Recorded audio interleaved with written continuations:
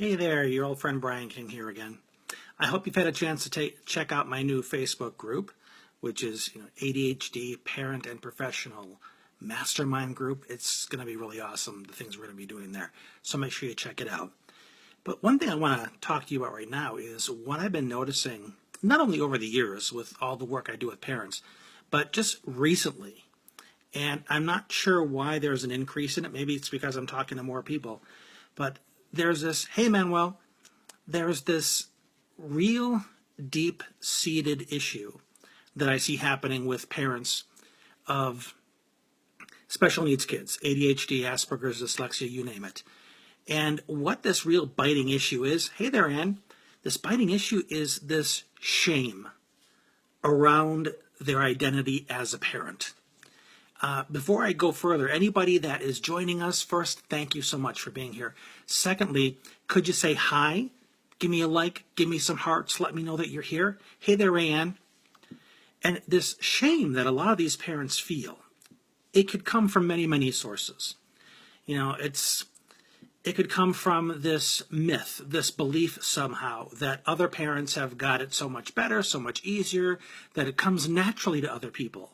That as a parent, you should be perfect, flawless. You should be enlightened. There should be nothing that keeps you from connecting on an authentic level with your own child. And there are so many of these parents that harbor this shame.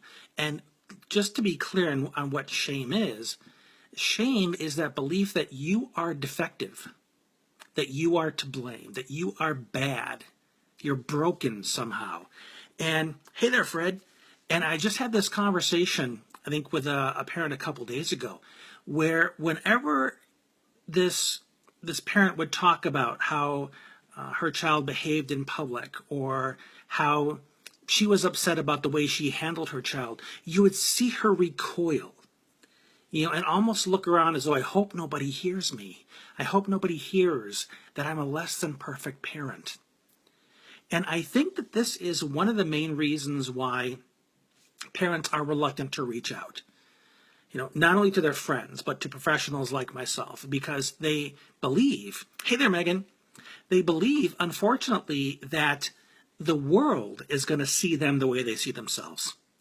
That if they are outed as an imperfect parent, that they will be a laughing stock.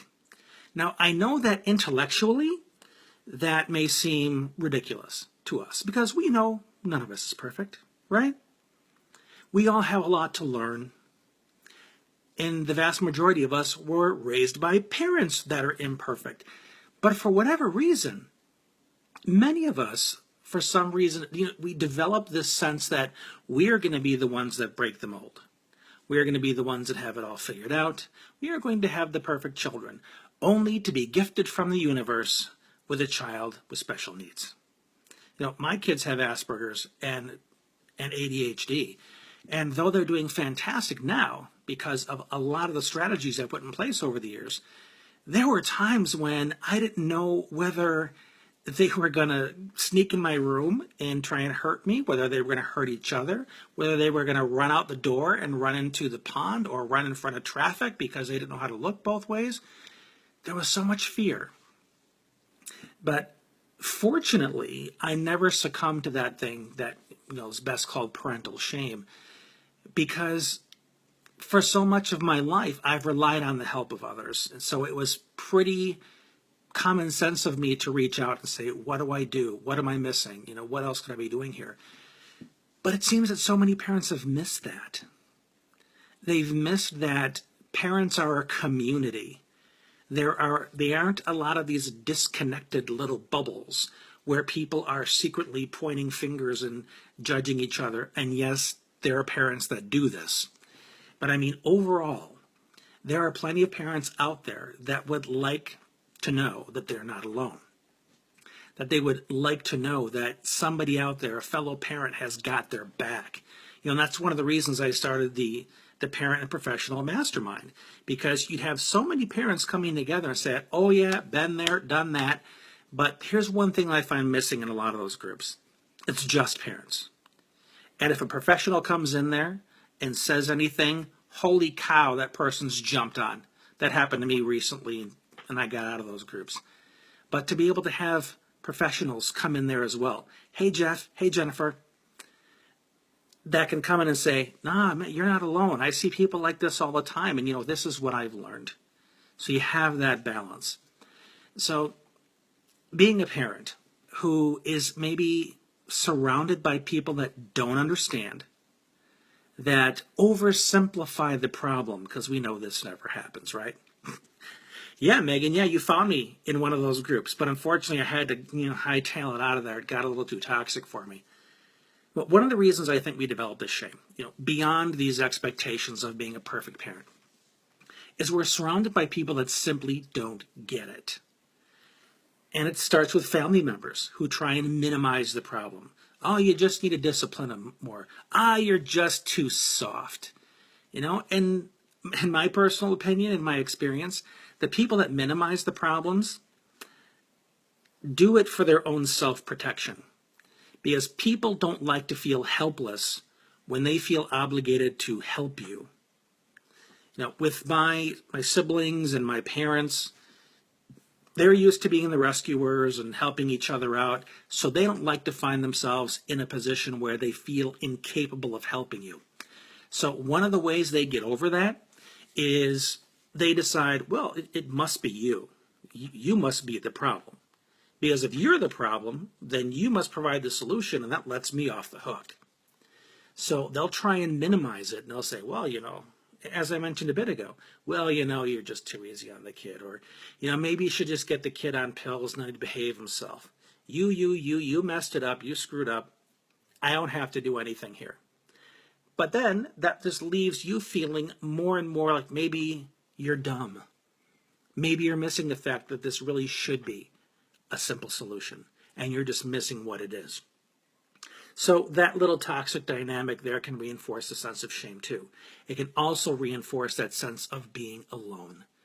And worst case, leave you feeling abandoned by the people that you look to for support.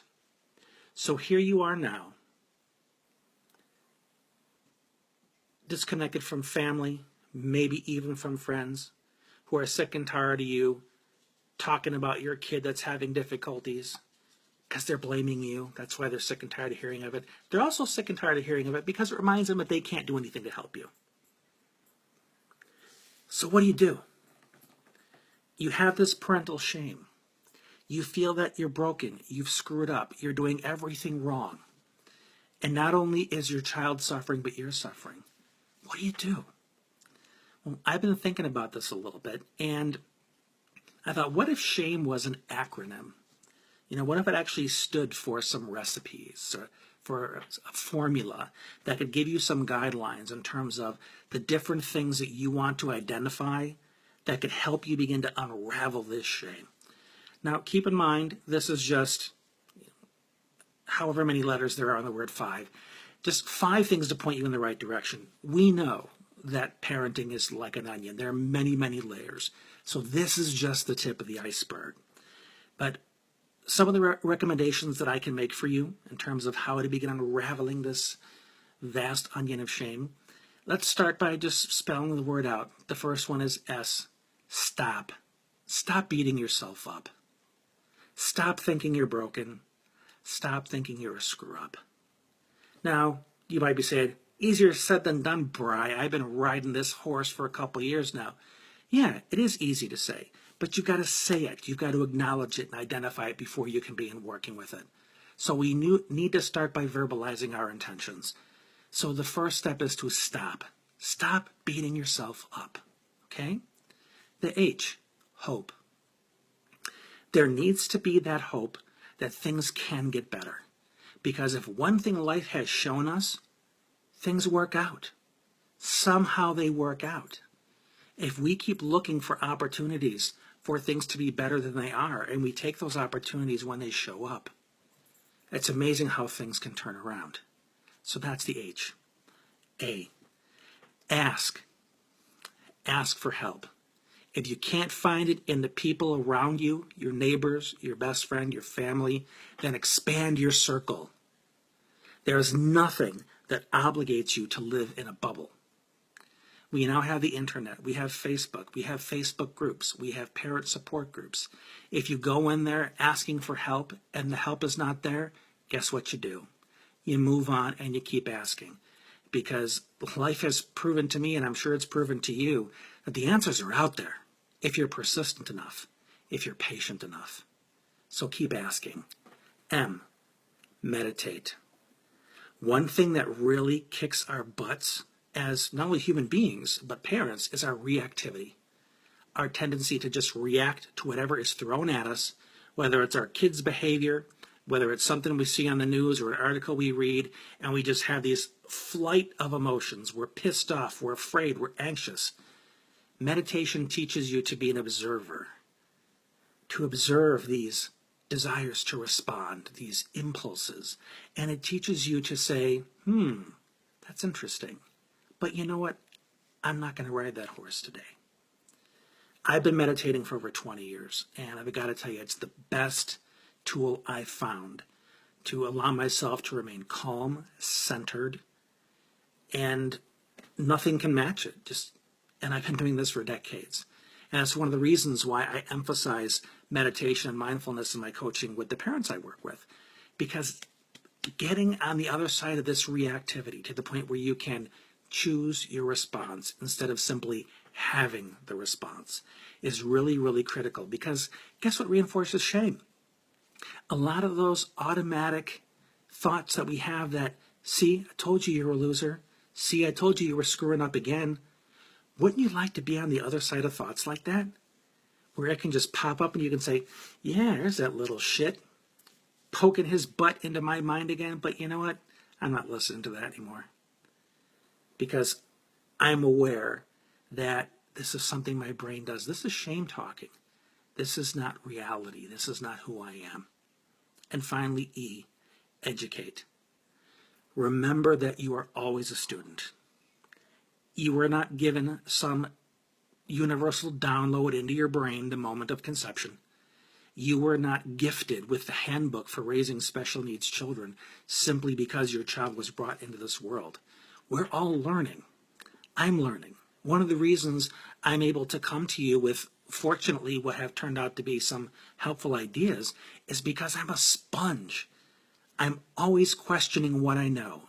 Asking myself, is there another way? Is there another corner? Is there another path that I could explore to get even better results than I'm getting now? Is there a great book that I haven't read yet that it'd be good for me to look into? Are there other parents who seem to be getting better results than I am? Let me learn from them. Let me be their student. That's what keeps us humble. It keeps us flexible. It keeps us learning. And it absolutely does not make room for shame. Because shame expects that you should be a perfect human being and that you are broken when you are not. But if you remain a student, you remain hopeful, you ask for the help when you need it, and instead of beating up on yourself, you're compassionate towards yourself. Imagine how much more powerful things could be, how much lighter your shoulders would be. So think about this for a while. I mean, like I said, this is just scratching the surface here. And it's important that when you begin exploring these 5 steps, that you leave the door open to explore it on a deeper level. There are some parents that I've worked with over the years where they didn't even come to me to help with their child. They came to me to help them uncover why they were so sad, why they couldn't feel proud of the job they've done, why they could not take a compliment. And I was able to spend time with them to help them discover their own value again, to help them change the dialogue between their ears, to help them love themselves, something that they hadn't discovered in a very long time. So if you want to have that conversation about how to go deeper into this, feel free to send me a private message and we'll have the conversation. But in the meantime, thank you very much for all of your compliments. All your comments, thanks for joining me today. And if there are some other people that you know, in fact, I suspect each of you knows somebody. And think of it even more precisely. Who do you know that can benefit from this message? Please share it with them so they can be helped too. Thank you again for watching. I really appreciate your time. This has been Brian King, and we'll talk again soon.